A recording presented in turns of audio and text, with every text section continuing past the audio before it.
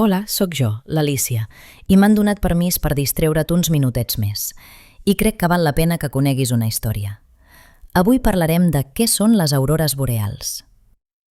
Tot comença a l'any 1839, quan una professora de ciències a Tromsø, una ciutat petita del nord de Noruega, va sortir al pati de l'escola amb la seva classe, abrigats fins les orelles, i van mirar cap amunt. El cel estava ple de llums ondulant com cortines de colors. Aquella professora, com tantes altres persones abans i després d'ella, es va quedar bocabadada. Imagina-t'ho, sortir de casa una tarda d'hivern quan la llum del sol ja ha marxat fa estona, l'aire fa olor de neu i tot és fosc i tranquil. I de sobte, el cel s'il·lumina amb franges verdes, roses, liles i de vegades fins i tot grogues o blaves, com si algú hagués pintat la nit. Semblen onades, cortines de seda o flames màgiques.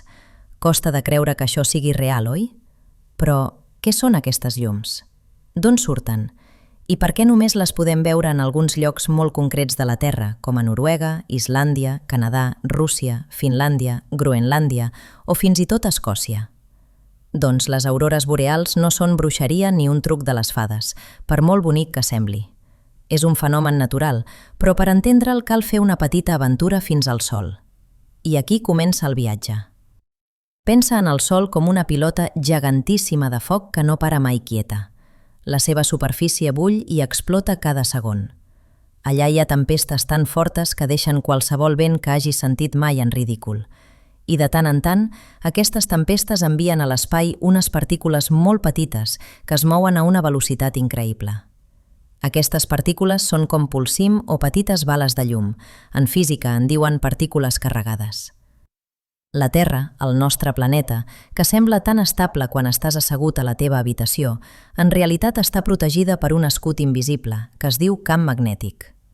És com si la Terra fos una enorme pilota amb un gran imant dins del seu nucli, i tot al seu voltant hi hagués una bombolla que ens protegeix dels perills de l'espai.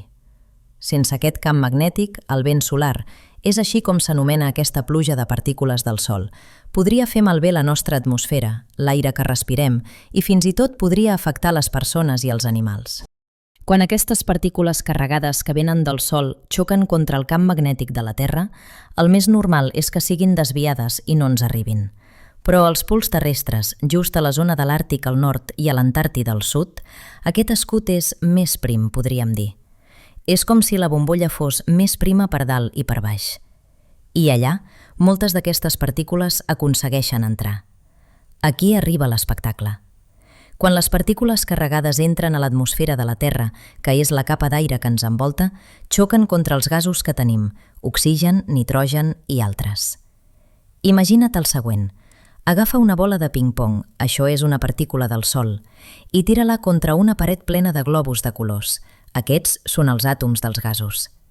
Quan xoca el pulsim solar contra aquests globus, alguns s'encenen, fan llum. De fet, la llum brilla de colors diferents segons el gas amb què topen. Quan topen amb oxigen, la llum és verda o roja. Quan xoquen amb nitrogen, pot ser blava o lila. El resultat?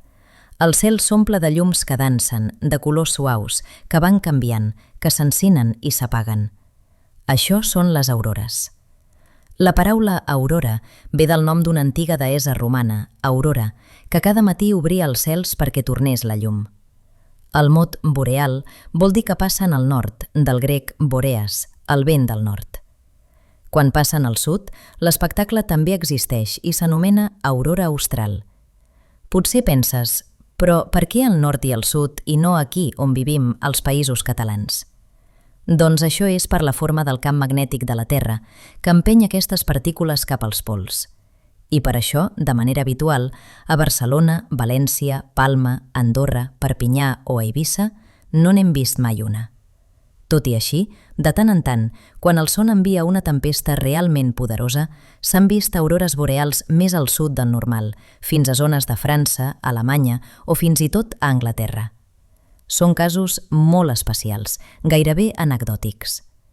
Si vols veure aquest espectacle, cal viatjar a llocs com Tromsø, on aquella professora de l'any 1839 es va emocionar. Reykjavik, la capital d'Islàndia, una illa freda i volcànica a l'oest de Noruega. O fins i tot Lapònia, una regió que s'estén per Noruega, Finlàndia, Suècia i Rússia, famosa per les llegendes del Pare Noel i els trineus de rens. Són zones on el cel a l'hivern és fosc gairebé tot el dia i l'aurora és motiu d'alegria per tothom.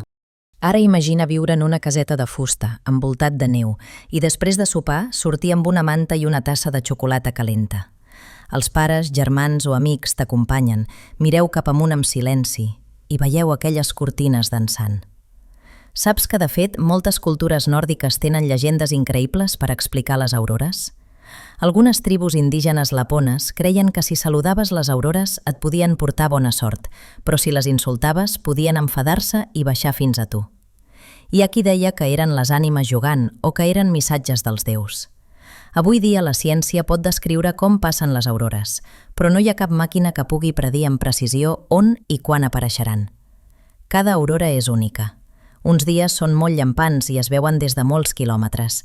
Altres cops són subtils, com un lleu vel verdós. Si et fixes, el fenomen de l'aurora boreal s'assembla una mica a un experiment que potser has vist a l'escola, quan connectes electricitat a un tub ple de gas. Això s'anomena tub de neó. El gas dins del tub s'il·lumina i cada gas fa un color diferent. Doncs el cel de la Terra, amb l'ajuda del Sol i del vent solar, fa una mena d'espectacle molt semblant, però a gran escala. La natura a vegades fa coses tan sorprenents que costa de creure. Potser et preguntes, és perillós això? Per a la gent que observa les aurores, no.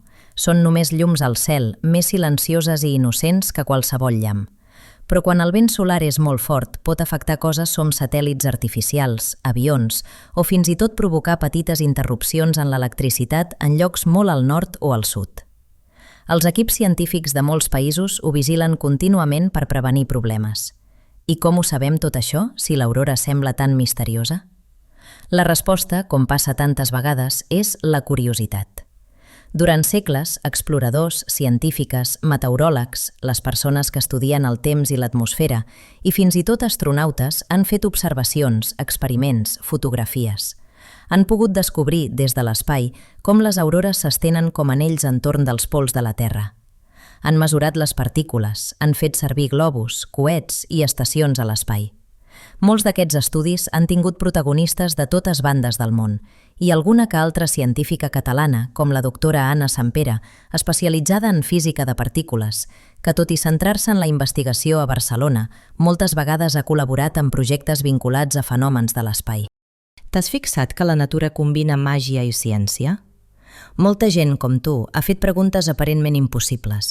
D'on venen aquestes llums? O pot ser que un misteri tan bonic sigui només el resultat de lleis físiques? La resposta és fascinant. Sí, i és meravellós. De vegades, la ciència pot donar explicacions a allò que ens sembla més màgic.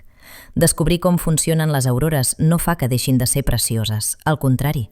Ara, quan algú les observa, pot sentir-se part d'una natura que ens connecta amb el sol, amb l'espai i amb tots els qui, fa 100 o 1.000 anys, ja s'ho preguntaven. Així que, la propera vegada que vegis una fotografia d'una aurora boreal, o potser algun dia la vegis de debò en persona, recorda com funciona el sol, el camp magnètic, els gasos de l'aire i la paciència de qui espera a la foscor amb el nas fred i els ulls ben oberts. I ja saps, segurament encara ens queda molt per descobrir sobre aquest fenomen. La ciència no ho sap tot, i de vegades el cel ens sorprèn amb nous colors o formes inesperades.